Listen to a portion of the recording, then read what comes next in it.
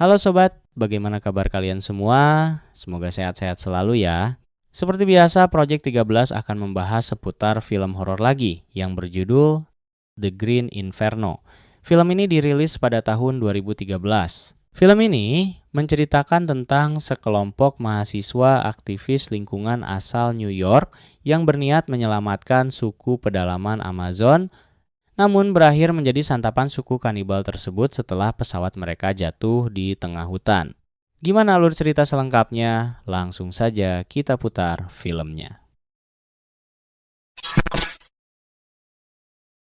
Film ini dibuka dengan sosok seorang mahasiswi baru bernama Justin. Seperti kebanyakan mahasiswa lainnya, Justin sedang menikmati masa-masa awal perkuliahan yang penuh rasa penasaran dan semangat untuk mencoba hal-hal baru. Di kampus yang sama, kita juga diperkenalkan dengan Alejandro, seorang mahasiswa karismatik yang dikenal dengan ketua kelompok aktivis lingkungan. Alejandro mempunyai kemampuan berbicara yang sangat meyakinkan. Banyak mahasiswa yang mengaguminya karena dianggap berani memperjuangkan keadilan dan melindungi alam dari kerusakan.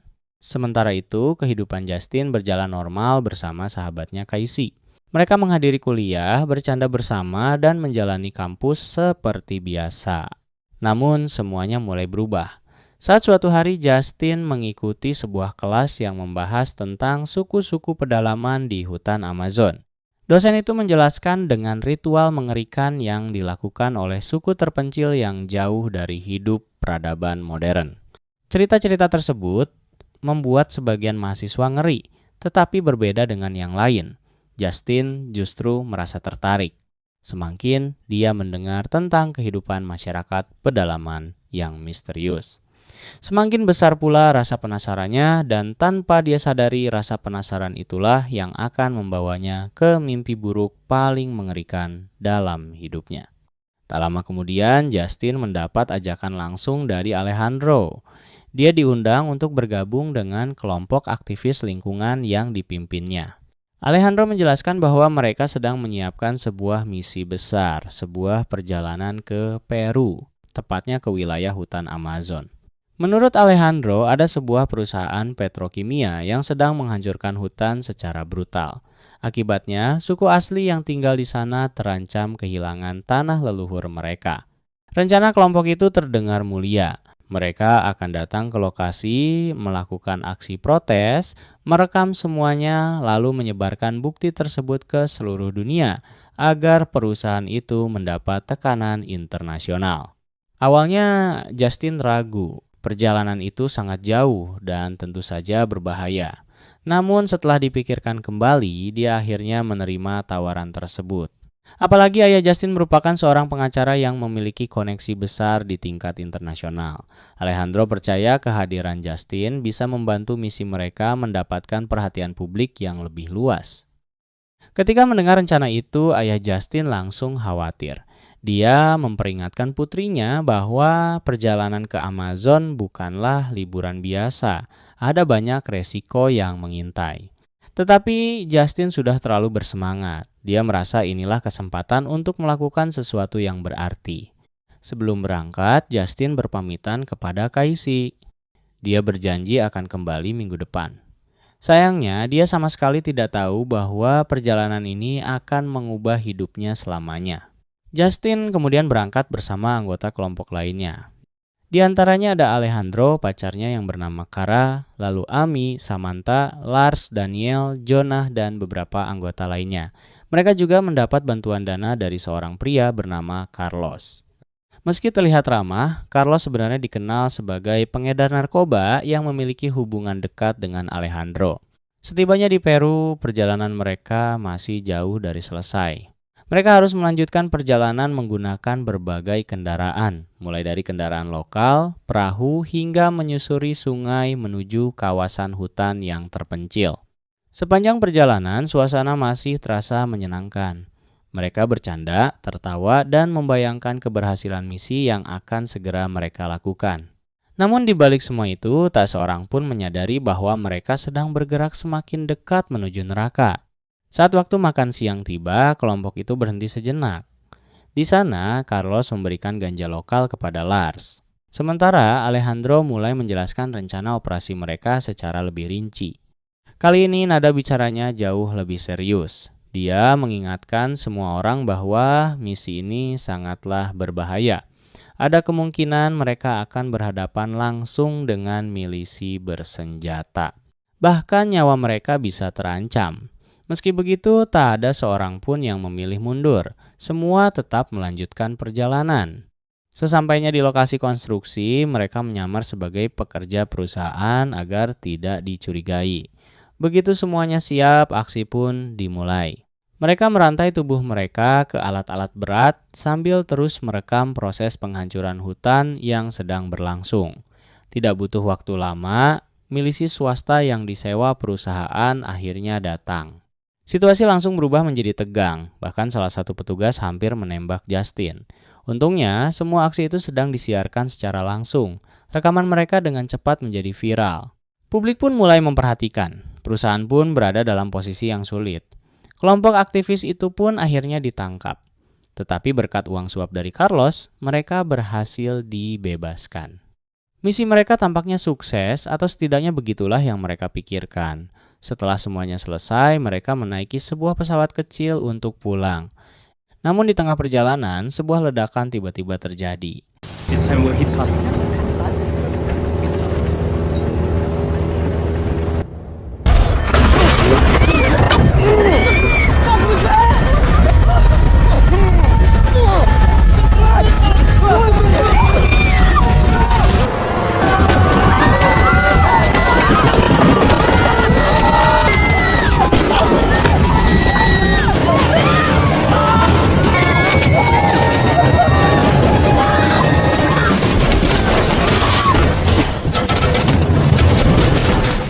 Dan beberapa anggota kelompok langsung tewas di tempat, termasuk Carlos. Para penyintas yang masih hidup berusaha mencari bantuan. Mereka memulung barang-barang yang tersisa, mencari GPS, mencari ponsel, dan berharap ada sinyal yang bisa menyelamatkan mereka.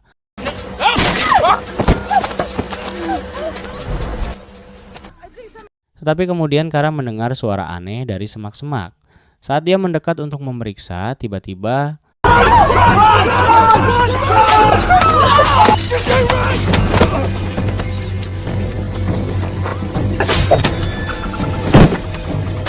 Cara, mi amor, puedes respirar, ¿ok?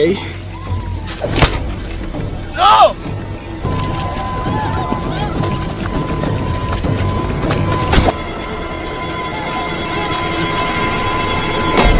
mereka dibius, ditangkap, lalu dibawa ke sebuah desa terpencil jauh di dalam hutan.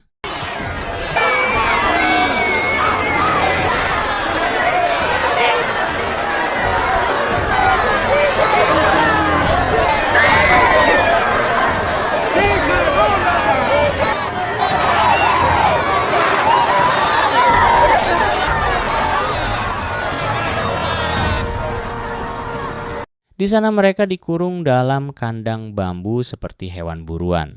Tak lama kemudian, sang ketua suku memilih Jonah sebagai korban pertama.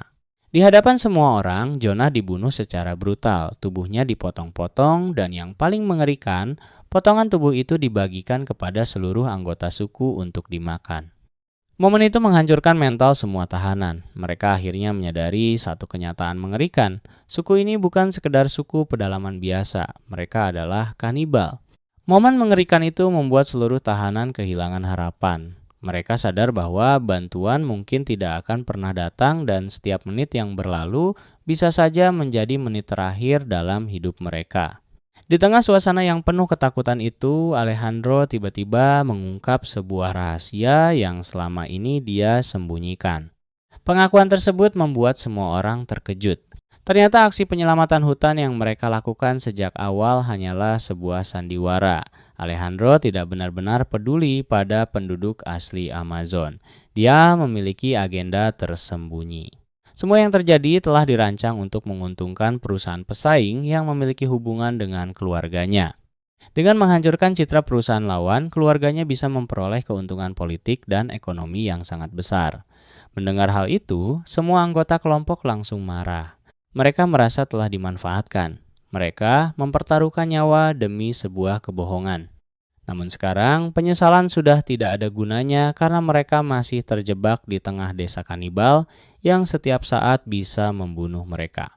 Tidak lama kemudian, suku tersebut mulai melakukan ritual terhadap para tahanan perempuan. Justin, Amy, dan Samantha dipaksa keluar dari kandang. Mereka diperiksa satu persatu. Suasana pun begitu mencekam. Tak seorang pun berani melawan.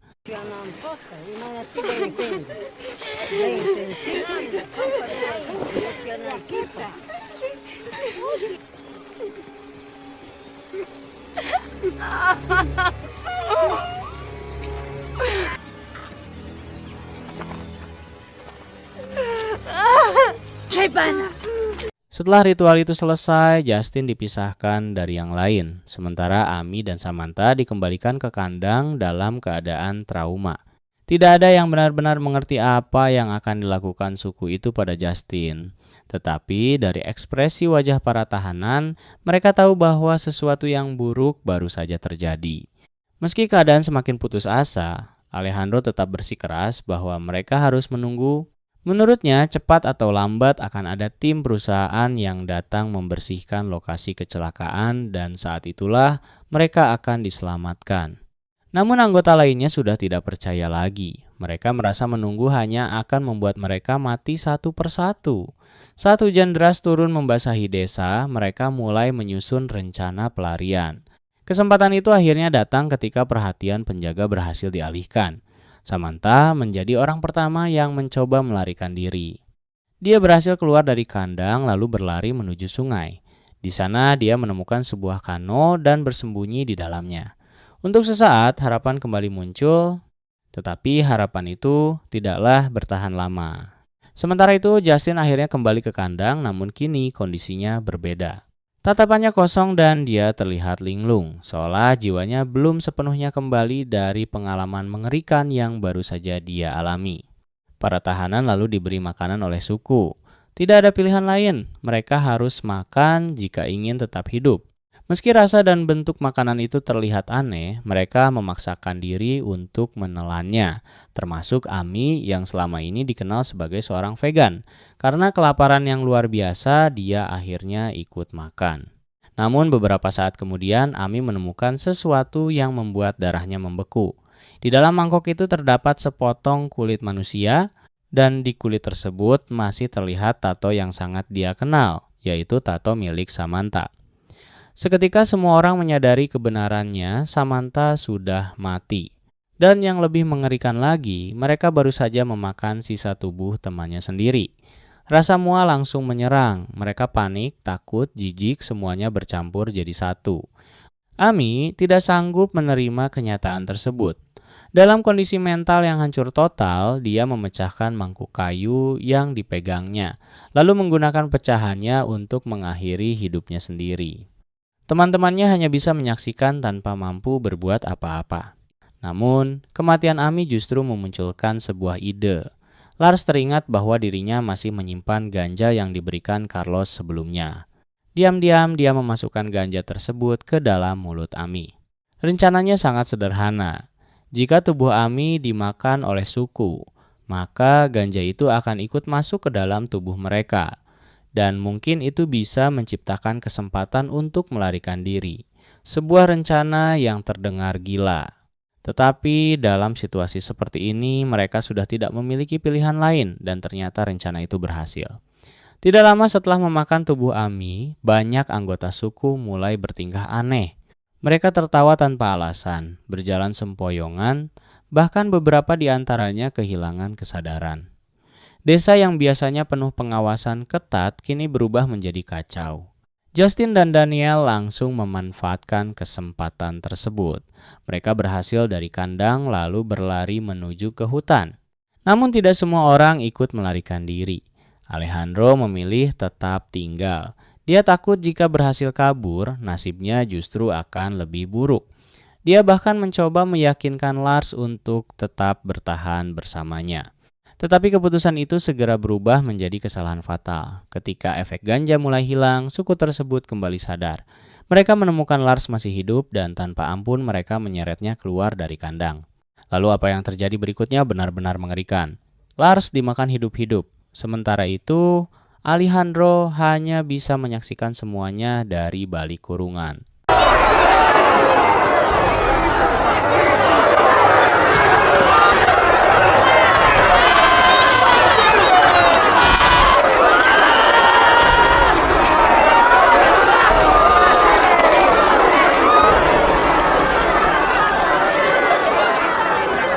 Di sisi lain, Justin dan Daniel berhasil mencapai lokasi jatuhnya pesawat.